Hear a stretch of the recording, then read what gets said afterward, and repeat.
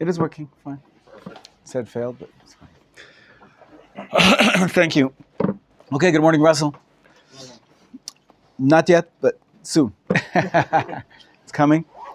Shalom, Thomas. How are you? How are you doing? Good, good. Amos. So far away. But you're here, that's good. And Nan. Good. Boker Tov. Hi there. David, מה נשמע? יופי, יופי. נתן. Don't say השומר אחי אנוכי, so I won't ask you where your brother is. Good. We are going to be studying some laws approaching Purim. First thing that happens before Purim is the beginning of the 4 parshiot, the special Torah readings. The one that's most adjacent to Purim, right before Purim, is reading Parashat Zachor, the section in the Torah which mentions to us the Mitzvah, commands us to remember what Amalek did. Yes, last time we spoke a little bit that there's 3 mitzvot. One is the mitzvah of action, to wipe them out. We said pretty much it applies today if you could find an Amalekite. But I looked through all the 70, I think there's maybe 240 nations in the world. Countries? How many countries are there in the world? About 200 something? 200 something. It's more. More, okay, whatever it is. But there's no Amalekite, as far as I know. That's not one of them. And so we can't really do that mitzvah. And probably a good thing, because we mentioned that this is a pretty difficult mitzvah. It raises lots of moral questions, especially as Jewish people just a few years after the Holocaust. We're very sensitive, as we should be, to this concept of wiping out a nation. And of course, Purim stories about how they tried to wipe us out. And yet, it seems like that the Torah's response and somehow to this absolute evil is that we have to, if we're able to, also wipe it out. And that means men, women, and children. And that's why I say I'm kind of happy that we don't have that opportunity today. We don't have Amalekites. And of course, we still have the motivation. And that's the other 2 mitzvot. The other 2 mitzvot associated with Amalek is 2 sides of the coin. One is to remember, and one is not to forget. A positive commandment, a negative commandment. And I think that's really where I'd like to focus my energies whenever we get to this time of year. And that is, I think we started to touch on it last time, the fact that we need moral clarity. We have to be clear that there is evil in the world, and it's our job to get rid of it. Thank you. We're missing a 1, 2, yeah, streams. 3. We need 4 new bulbs. We'll have to get or just study harder. Increase the light in the room. Tov. So let's take a look and how do we fulfill this mitzvah to remember and to not forget. So on the face of it, what muscle in your body do you use to remember? Your brain. Your brain. Maybe your heart also. We talked about Avram's kidneys taught him Torah. Maybe with your kidneys. I don't know. On Pesach we eat the maror and... Nothing to do with Amalek. Nothing to do with Amalek. Oh, I thought you meant... But, no.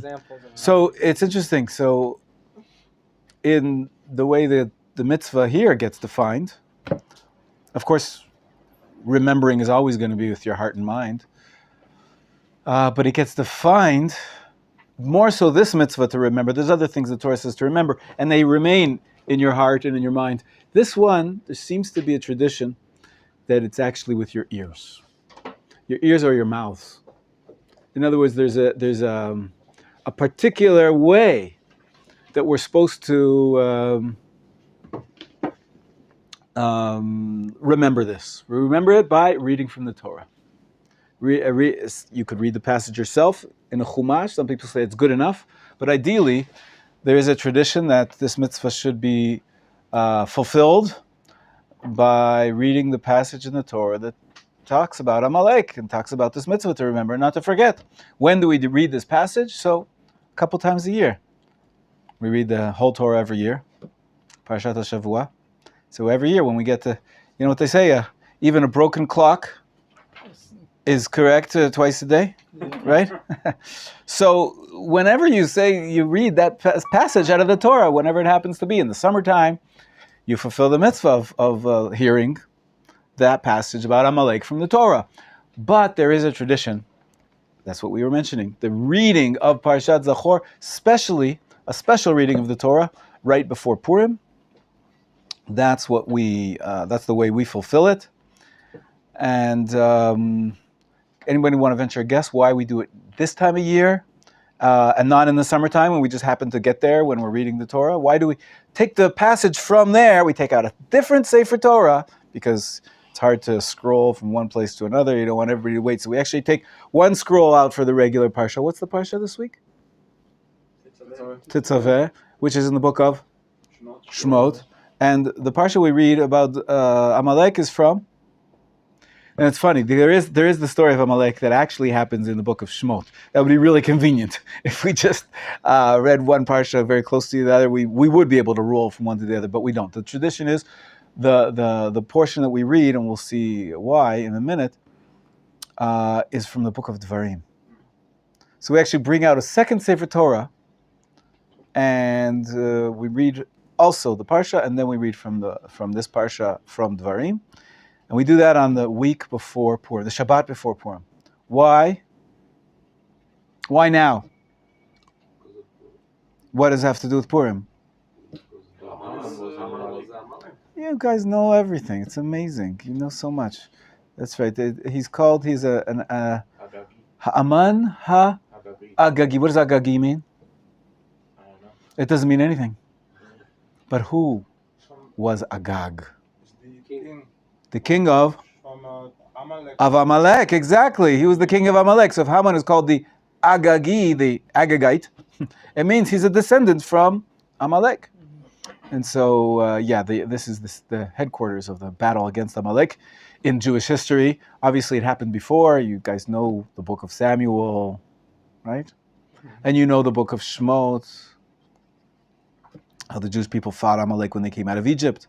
They fought Amalek again with King Saul. And the third time, perhaps in Jewish history, where we actually fought an Amalekite, was in the Purim story. And so we juxtapose, we get ready for Purim, really, by fulfilling this mitzvah of remembering Amalek.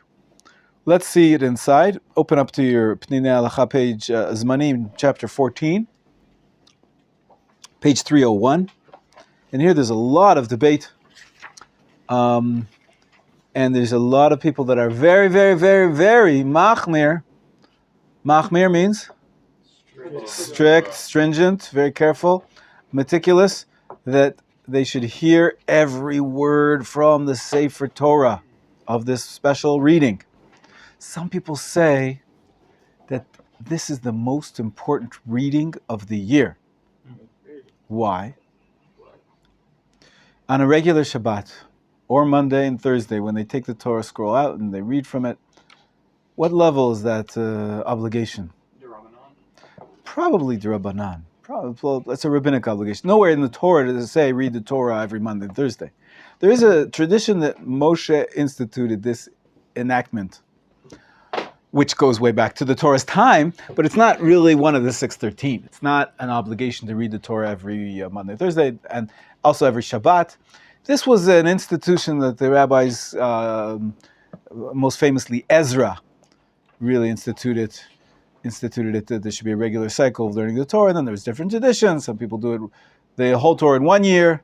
In the land of Israel, was there tradition? Like 3.5 years. Yeah, to do the whole Torah finish only every 3 years. I don't know what they did on Simchat Torah. But anyways, that's probably the communal reading of the Torah is a rabbinic institution. Whereas if we're interpreting now that this reading from this passage about Amalek is fulfillment of the mitzvah to remember, not to forget, those two mitzvot, this is the way we fulfill a biblical mitzvah. So some people say, really, this is the only reading from the Torah which is biblically commanded. So it makes sense to be much more careful about it. We're going to see some women go, even though they don't go every Shabbat. It's a communal mitzvah, the communal prayers, which not necessarily women are not obligated. Surely it can't be more important than reading the Seres Dibros. It's surprising, but according to this calculation, it's never really an obligation to read from the book of the Torah, the Ten Commandments. It's of course, it's a communal mitzvah, rabbinic mitzvah to read the entire Torah, and then there's a law that everybody should follow along with the community. Read the Torah week by week. That's why we study Parshat HaShavua, right? You have to study it twice every week, the text, and once with the Targum. Targum meaning the translation. So if your Aramaic not so good, some rabbis allow you to do it with Rashi or with an English translation. It's better. But originally, the simple law is you have to read the Torah twice every week, and the Aramaic translation once. And then you go to the shul to hear the reading from the actual scroll. You're all prepared. You're ready. You understand what it means. So that's obviously also a rabbinic law. Even the reading in the shul itself is a rabbinic law. And so even the Aseret HaDibrot, even the Ten Commandments, we read those twice a year also. Twice a year because it appears twice in the Torah. But then we read it a third time. When do we read the Ten Commandments? Nope. When do we read the Ten Commandments? Shavuot. We commemorate the revelation at Sinai. That's when we heard the Ten Commandments. Very good. Anyways, yes, paradoxically, this reading of the little portion about Amalek is probably halachically more obligatory, more demanding, on a higher level than reading any other portion of the Torah, be it Shema, Bereshit. Any other candidates for the most important part of the Torah? Anybody have a favorite pasuk? A favorite passage? Favorite story? My vote would be love your neighbor like yourself. Parshat Kedoshi. Lots of mitzvot between man and man. That's a very beautiful pasuk. But I don't choose. This is not a popularity contest. We're going by what is the obligation. It's one of the 613. 2 out of the 613, right? To remember and not forget. And then this gets fulfilled probably. That's why I'm saying there's many different opinions about how seriously to take this. Because probably this injunction that the way to fulfill the remembering and not forgetting is by reading this particular passage, that might be rabbinic. But the concept that we have to, there seems to be a tradition from the Talmud that you must listen to it from the Torah. Let's see it inside, okay? Page 301, excuse me. Page 301 in the books that you have in front of you. Let's see if there's one more here for David. You looked, but I have magic eyes. And sometimes I have magic fingers.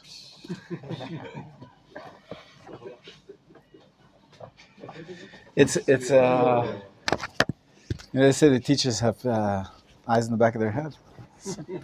So when it comes to Torah books, sometimes. Anyways. Okay. Russell, will you read for us page 301 at the top? Yes. So, Parshat Zachor. The sages instituted the reading of Parshat Zachor once a year in order to fulfill the Torah commandment to remember and not forget the evil deeds of Amalek.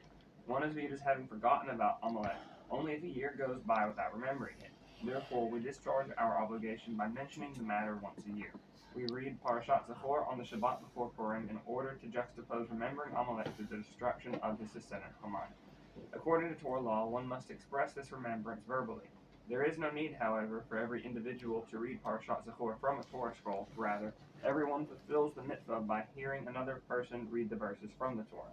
According to some of the greatest Rishonim, the Torah commends us to read Parashat Zachor from the Torah scroll itself. Therefore, it is proper to read it from an exceptionally beautiful Torah scroll, and the reader must try to read the passage as meticulously as possible.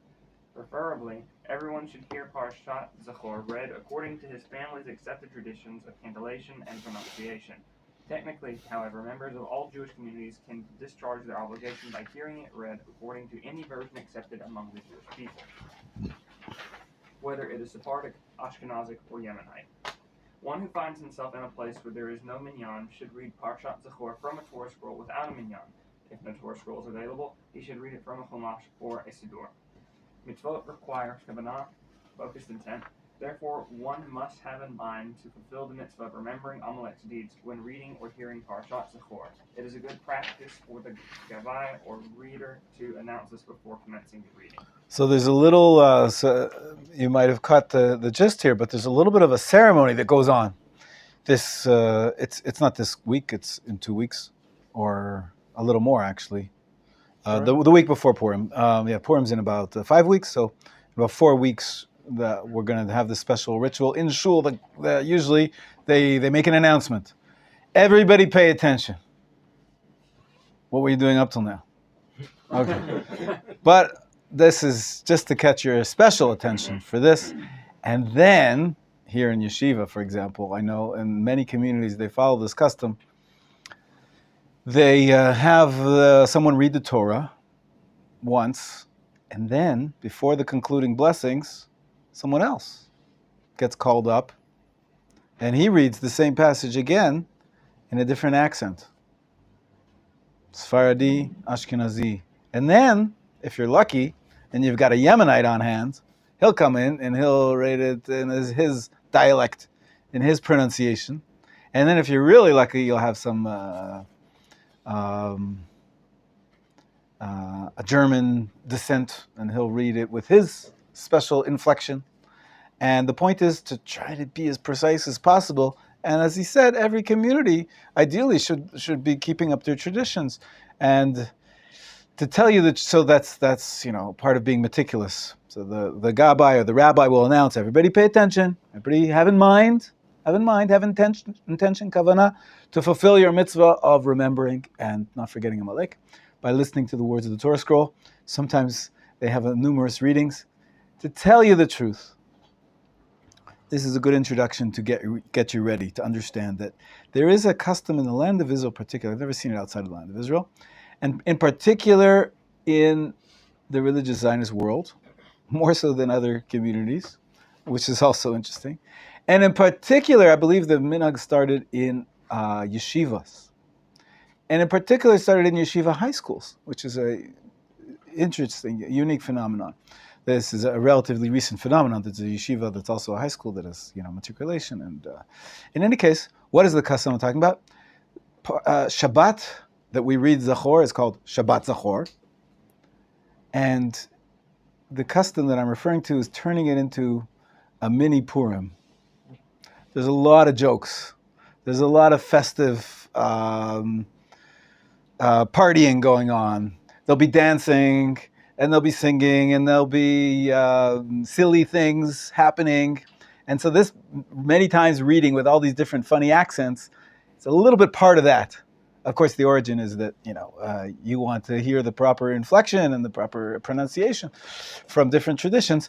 But it's sort of another way of making this festival, this Shabbat festive in preparation, bringing you into the spirit of Purim where all hell breaks loose, pretty much.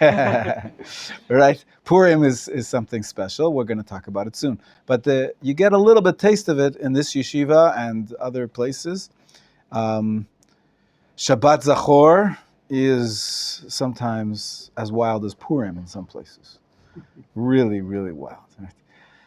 Well, this goes with having to increase joy in the month, right? That's it. The whole month we should be happy. Yeah. So whatever makes you happy. And creating havoc in the organized system is always happy, right? It's always fun. So it's going to be the week before Purim. So since we celebrate Purim in the second Adar, we've got a month. No, I'm saying because there was a whole system, no? Between 4 different parsha that could be read before Purim. Correct. So we're going to do all the special readings, each one in its proper time. And when we get to the Shabbat before Purim, that'll be the time for this one that we're discussing. Okay? Are women obligated? It's fascinating. Number 7. Ariel, will you read for us, please? A little bit. Page 304. Are women obligated to hear Parshat Zahor? According to most poskim, women are not obligated in the mitzvah of remembering Amalek because this mitzvah is connected to the mitzvah of annihilating Amalek. Since women are not commanded to wage war, they do not need to remember what Amalek did to us. Others claim that the mitzvah to wage war applies to women as well, as they must assist the soldiers. Therefore, they too are obligated to remember Amalek. And even though the sages established a fixed time for reading Parshat Zahor, the Shabbat before Purim, it has no set time according to Torah law. In light of this, it is a mitzvah that is independent of time, and thus women are obligated to perform it. I just stop you for a minute, because you see where does this logic come from? Where does this piece of logic? A book called Minchat Chinuch. The first opinion that women are not obligated comes from Sefer HaChinuch. That's that yellow set. Natan, get up and show everybody where the yellow set of Sefer HaChinuch is. It's like 5 books in English. It's just really just one book. One above that, there you go. Yeah, that's Sefer HaChinuch. It's a great book. It follows the order of the Torah. Every parsha tells you which mitzvot are included, are found in that parsha. It tells you a little bit about each mitzvah. It's a lovely book. I think I went through it one year when I was in high school, I think. Amazing. We also went through it here. Great, yeah, there's been classes on it. It's terrific. So there's a commentary on this book, which became a classic of rabbinic literature, called the Minchat Chinuch. That's what he's, the comment that he just quoted from, this second opinion, this alternative opinion, saying that women are obligated, because women also have to wage war. Even though they might not be on the front lines, they still have to assist. It's a war which is an obligatory war. It's a mitzvah to wage this war. So women are obligated too. And the reading is not any specific time. So women are. So the Minchat Chinuch was written by a great rabbi called Rabbi Yosef Babad, who is who I'm named for. My name is, everybody knows Menachem, but I actually have 3 names, Yitzhak, Menachem, Yosef. I was named Yosef as the commemoration of my forefather, the author of the Minchat Chinuch. So I particularly like to quote that whenever I can. Okay, in practice, so what's the bottom line? So it's a debate, right? There's 2 opinions. Go ahead. In practice, women are exempt from hearing Parashat Zahor. Lechatchila. What does that mean? What does lechatchila mean? Lechatchila. Nope. Lechatchila. So this book, you should really know how to use it. You know there's a glossary at the back? Everybody find lechatchila at the back. Page. This is a word you should know, and write it down. And 385. 385. What does it mean, Natan? A level of performance that satisfies an obligation in an ideal manner. So lechatchila is the ideal manner that things should be done. It comes from the word techila, beginning, right? So in the first place, the best thing, if possible, is lechatchila. However, go ahead, Ariel, finish the sentence, and I'll take questions in a second. However, it is best for a woman to hear Parashat Zahor, and many women do so in practice. A woman who finds it difficult to attend the services, but nevertheless wants to fulfill the mitzvah, should read the passage herself from a Chumash. After all, many authorities maintain that this fulfills the Torah commandment to remember Amalek. By the way, you may not be aware, but nowadays, many women know how to read. Even in Hebrew, from a Chumash. Yes. We're chuckling. It's hasn't been like that for more than 150 years, 200 years, really? Tops. Yeah, it's unbelievable. It's unbelievable. What we consider is, of course, every woman knows how to read and to read Hebrew. Didn't always so, but now we have that ability. Go ahead. There is a Torah and voting, yeah.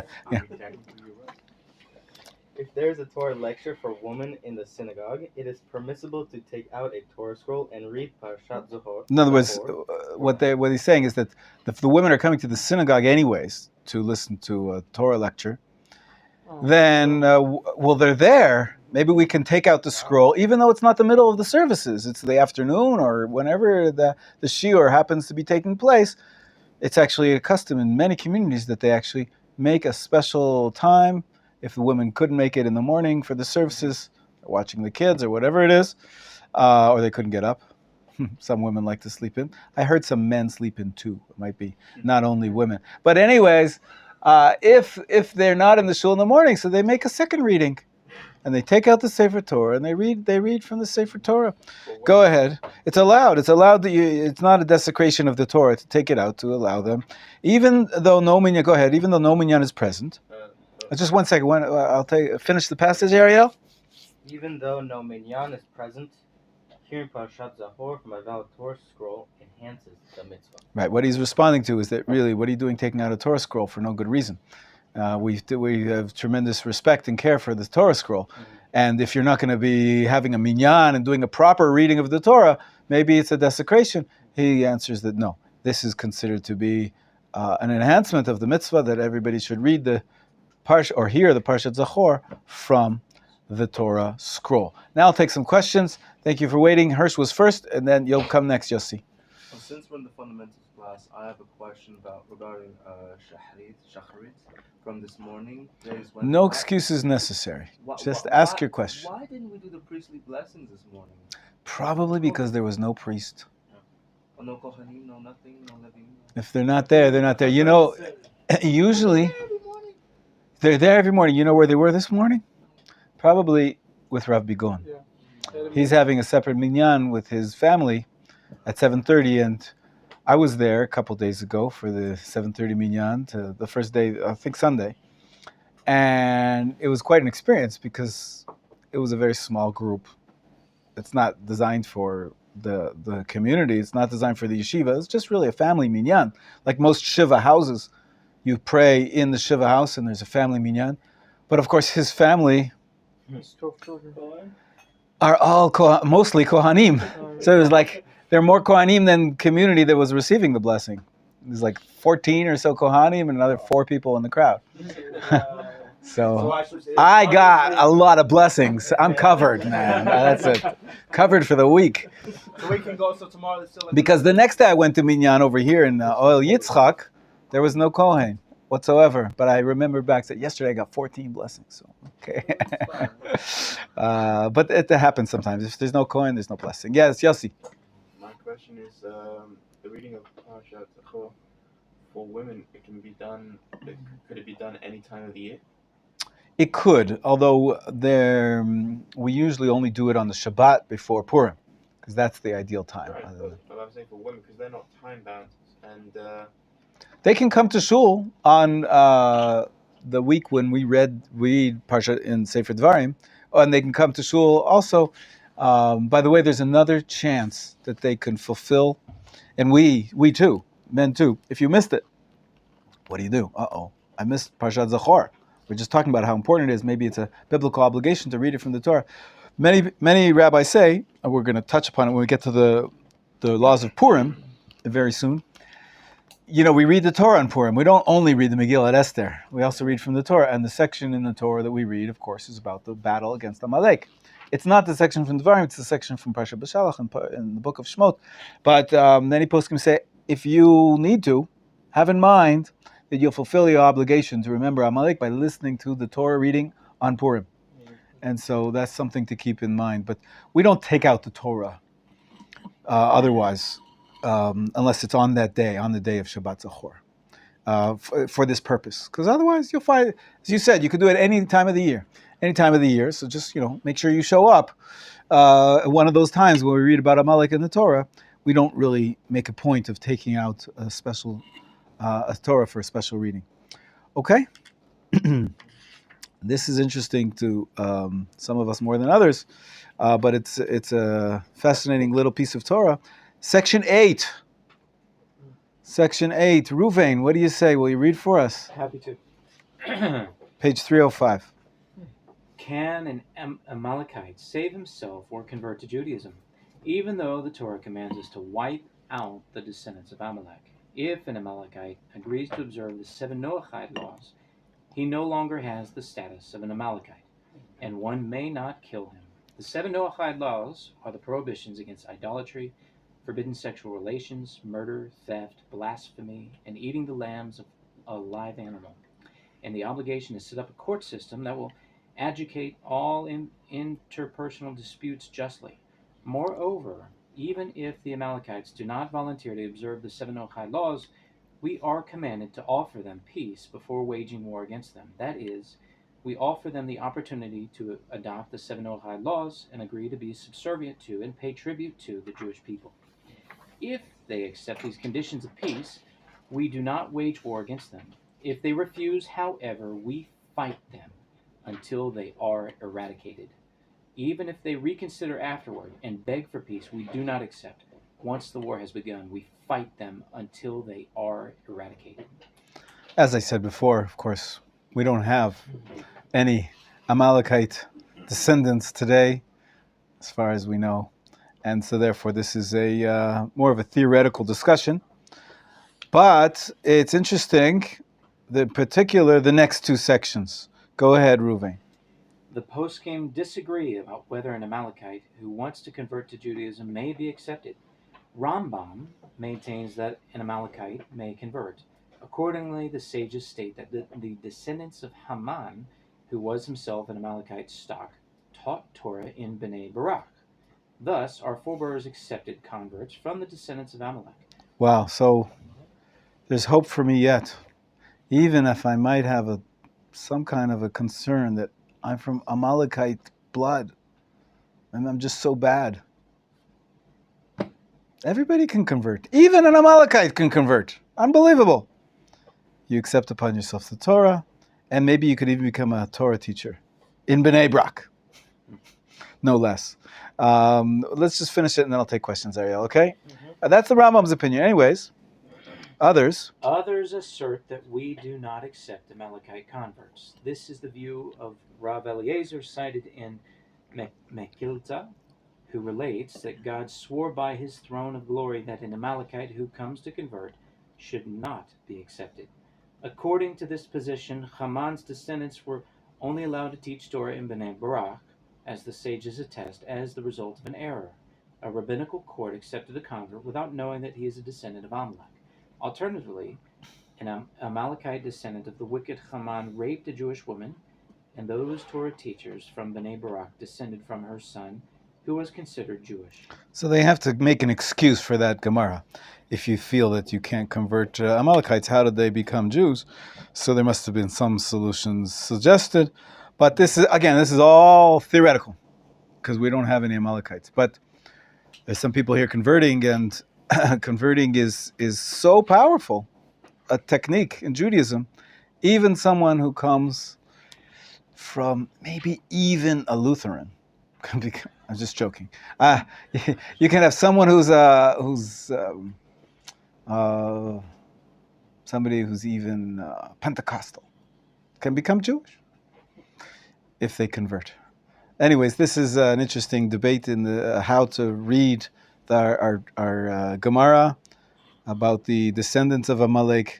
But on the face of it, it's a very difficult mitzvah. The whole mitzvah, this whole concept of eradicating the Amalekites.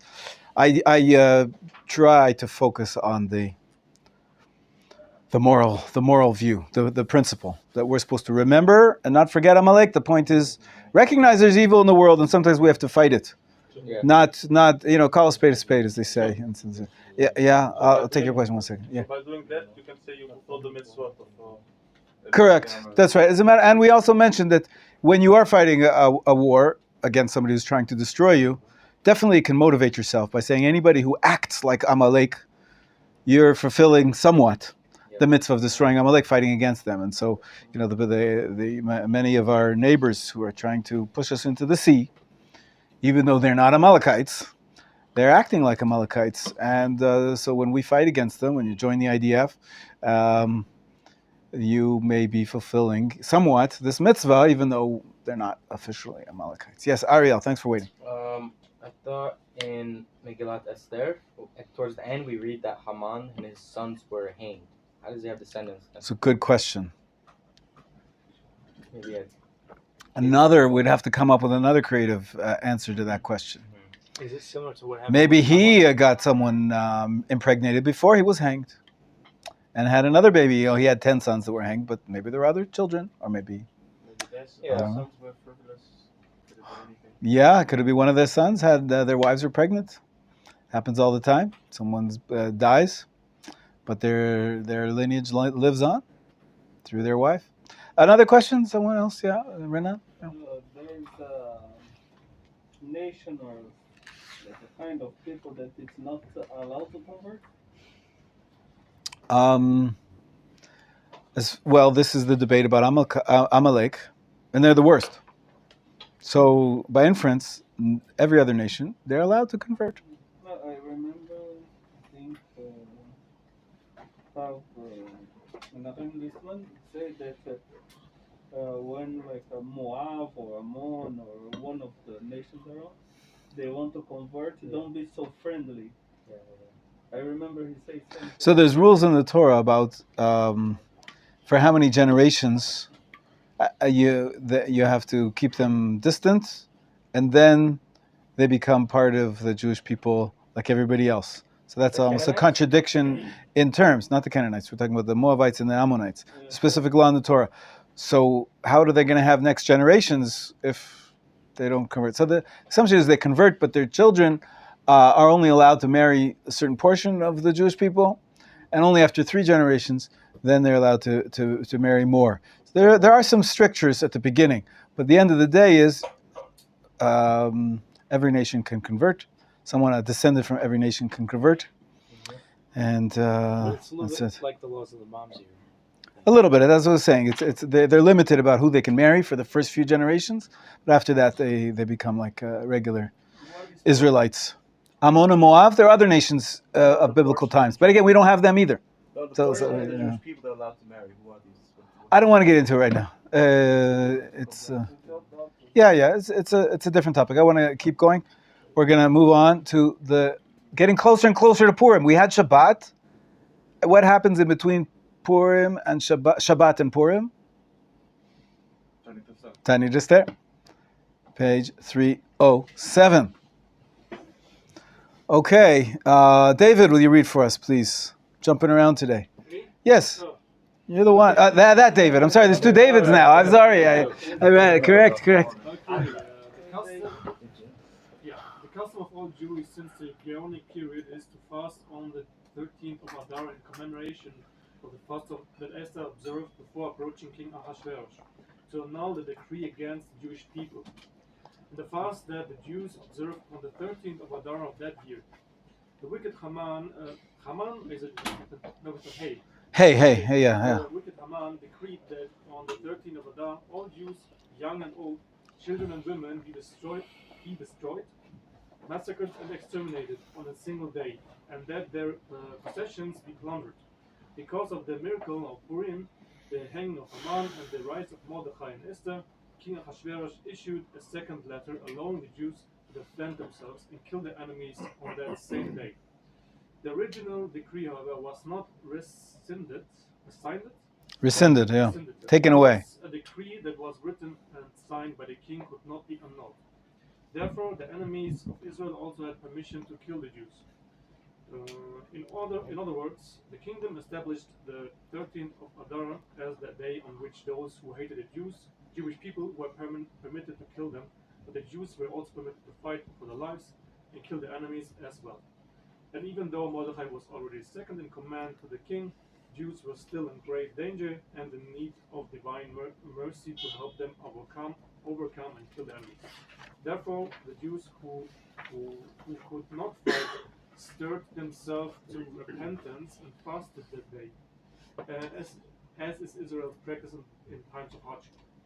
Indeed, there is no greater penitence than penitence that is achieved through fasting, as fasting purifies a person's material side and returns his spirituality to its natural central place. In commemoration of that fast, the Jewish people fast on the 13th of Adar every year. We will have enemies who want to destroy us, and we will still need to fast and repent every year anew. In general, the laws of Ta'anit Esther, the fast of Esther, are more lenient than those of the other minor fasts, because the other fasts were instituted by the sages, whereas Ta'anit Esther was established by Jewish custom. In practice, though, there is almost no difference between them. I ate once on Ta'anit Esther. Steaks. Are you about to Shabbat? No. My son's brit was on Ta'anit Esther. And Ta'anit Esther, a special kind of Ta'anit Esther, which was not on its proper date. It was pushed off because of Shabbat or whatever it is. And the law is that if you have a personal celebration, mitzvah celebration, like you're the father of the child who's having a circumcision, so then you get to eat. You don't have to fast. So, and my father-in-law, he was the sandak, meaning that he held the baby during the circumcision. So the two of us, we barbecued, made everybody else jealous. And of course, my wife, she's right after birth, so she was also allowed to eat as well. On the minor fast, for sure, birthing women don't have to fast. And so we had a party. My mother-in-law was the only one sort of left out, so I think she was a little lenient. I don't think she could hold back. But in any case, usually we fast on the 13th. As he says here, it's a little bit later than the Talmud. It's not actually a Talmudic law. So there's room to be, like I said, when it's not on its proper day and there's a brit that can be surpassed, there's veto power for other mitzvot in more circumstances than it would be otherwise. But in general, it's a fast day like every other fast day. I want to clarify one thing here. It was a little not clear. What happened on the 13th of Adar, right? That's when we fast. It's called, what happened on the 13th of Adar? Was that the day on which the Jewish people fast? That was the day that they were going to go to war. That was the day. And as he described beautifully, basically, he turned the East, Persia, into the Wild West. Everybody's allowed to kill everybody, basically. This is the day. Go kill the Jews if you want. And the Jews, they got permission to defend themselves. So it was essentially a civil war. Do we celebrate a day, the Civil War? No, we celebrate the day afterwards. Right? Purim's on the 14th of Adar, when we won, after we finished winning the war. We're not happy that we had to fight to defend ourselves, but that was the day of the actual decree and the actual street fighting in all of the Persian Empire. And so why do we fast? So this is a fascinating custom that he mentions. We have a tradition that the Jewish army, whenever they went out to war, would fast as a method of teshuvah, repentance, of being closer to God, because we believe that what helps us win the wars is not our might and our guns, but our help from above. And what's going to bring you more help from above than teshuvah? So we fast. But wait a minute, if you don't eat when you fight, you won't be strong. You won't have energy. So he says here, maybe the people that are not fighting, they fasted. So not every single soldier fasted, but the concept of fasting on the day of the war is an ancient custom, and that's what we commemorate on the 13th of Adar. Only one question. This is thesis number one, okay? And that's true, and that's what we just read. We fast on the 13th of Adar because that was the day of the war, and we have a Jewish tradition. We fast on the day of the war to bring us closer to God, which ultimately brings us our salvation. Only one question. What's the name of the fast day? Ta'anit Esther. Wait a minute. Hey, you've read the book. We're reading it right now. You're reading it right now. You've read the book. Esther fasts, doesn't she? Yes. So this sounds like we're commemorating the fast of Esther. When did Esther fast and why? When she had to go to the king. Exactly. And then she asked the people to pray for her. That's right. While she was fasting. For 3 days, no less. When was that? When was that in the year, in the calendar year? I think around the 10th.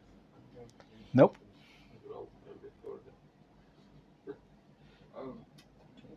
Was it So actually, if you look in, close but no cigar. If you look in the in the Megillah, and you pay attention to the dates, actually there's quite a number of dates in the Megillah. At this time, at this day of this month, at this time, at this day of this month. The entire Esther story, even though it's in a few chapters in the Megillah, actually covers a period of over a year. And according to what it's written in the Megillah, Esther fasted before she went to the king to plea for that the Jews should have the right to defend themselves, if not to repeal the decree, which he didn't do. But when did that happen? It wasn't the same day. They had to prepare for it. It was actually in Nisan. In Nisan, which is the month that we celebrate, I think. I want to double check. You might be right that it's Tishrei, but I think it was Nisan actually. Now that you said it, I'm remembering it's like Nisan, maybe like the 17th of Nisan. I think that actually Pesach on Pesach day, if I'm not mistaken, it was. But it's 3 days, so I'm not sure which 3 days. We have to look it up. You'll come back to me. You're studying, Hirsch. You're studying the book. With Rav Michal Weinstein. Perfect. So with Rav Michal Weinstein, you'll look it up with him. Find the verse where it says what was the precise date of Esther's fast. We don't fast on that day. We fast on the 13th of Adar because of reason number 1. But reason number 2, where the fast day gets its name, we're also commemorating the fast of Esther, even though it happened a few months later. It was earlier in that year, but in terms of the calendar, it wasn't the same time. So there's 2 reasons why we fast. It's called the fast of Esther because we're commemorating Esther's fast.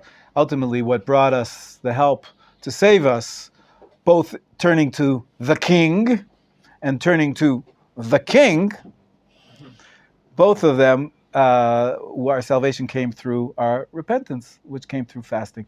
And so we have a preparation. The day before Purim is a fast day, and it commemorates both issues, both the fasting during the actual war, the battle, and the fast of Esther. That's why it's called the fast of Esther.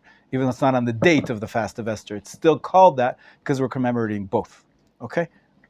So this exception regarding if you have a personal event, celebratory, which fasts are you able to have this exception? It's complicated. So I know you can't do it on Yom Kippur. With Yom Kippur, you have to fast, except for health reasons.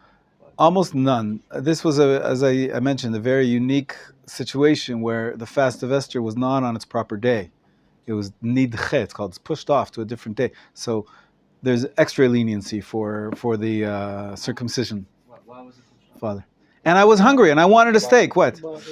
I found a loophole. What are you upset? But don't try this at home, folks. It needs to be needs to be as machmir as possible on things, but also try to find loopholes. I'm machmir on having my steak, having my barbecue. That's my chumrah. Now the truth is, if I remember correctly, we didn't have. So people came. We invited our relatives and friends, and they came to the Brit Milah. And usually, when you invite people to come, it's a mitzvah to have a meal. But on this day, nobody was allowed to eat, so it's much cheaper. but no, we did make a meal. We did make a meal that night. The night after the reading of the Megillah, instead of going to a Purim party, our friends came to our house. We had a festive meal. It wasn't not all the guests were there that were there for the Brit, which was in the morning, but we did have a festive meal for everybody. I had 2. I had one during the day, and another one at night. Which was a lot of fun. Baruch Hashem. Any other questions about the fast of Esther? It's only a day fast, no? Correct. If you keep it starts about 5 in the morning and finishes about 5 in the afternoon. But really, the truth is, it doesn't finish so quickly, because the custom is that right when it's finishing, what's starting? Purim is starting. And when we start the festival, we have a mitzvah to read the Megillah. And you don't read the Megillah until you daven Mariv. So, and you're not going to daven Mariv until it's dark outside. So really dark outside. So basically, You're not the eating for a fast long does time. get extended by an extra 2 hours. Depends where you daven. After reading the Megillah, you break your fast. Usually that's the way it works. But as I said, it's only from the morning time, so it's not so bad. Sometimes I get a headache, though, from all those noisemakers. Because on top of a fast day, and then the noisemakers, ouch. But you do what you can, yeah. So what would be advice regarding fasts? Because I know there's some fasts where you can like wake up early in the morning. Like before you go to sleep, you have the intention to wake up before. The Yeah, sun you could do starts. that. Sure, you could do But that. is that a good idea? To, like, Sure. eat right before, or is it better Sure. just If not? if you have difficulty fasting, that's a great idea. If you don't have difficulty fasting, no big deal. I've gotten up like 3 a.m. and I've had like cereal and tuna fish and all sorts of stuff. So Good job. Okay, so it's a personal choice. Medici sandwiches right before. Next, this is interesting. The last. Let's finish it before we break. The commemoration of the half shekel. People customarily give charity in the month of Adar. Read the laws regarding prayers. I know I skipped it. You can fill it in later. People customarily give charity in the month of Adar in commemoration of the half shekel. We read about it in last week's parsha, right? And we talked about it the other day. That each individual would donate to the temple in Adar to fund public offerings. Right? That's why we read Parashat Shkalim. Right? That was a reminder to the people to get the tax ready, the half shekel tax, and it wasn't during this period of the year. And so the best time to give this charity is immediately before Mincha and Tanit Esther, so that the charity can combine with the fast to help one achieve atonement.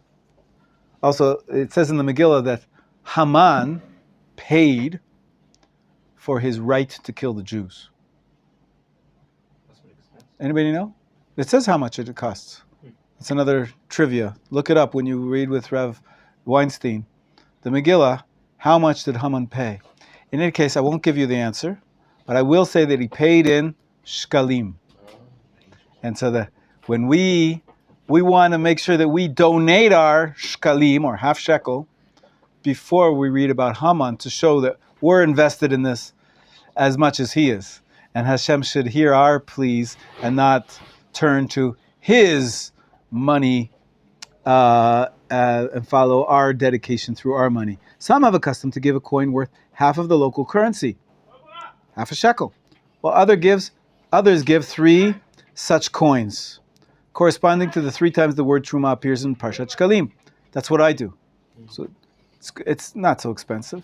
However, we wait and see. We're going to see that some people give on behalf of all of their children, and so it could add up. But a shekel and a half.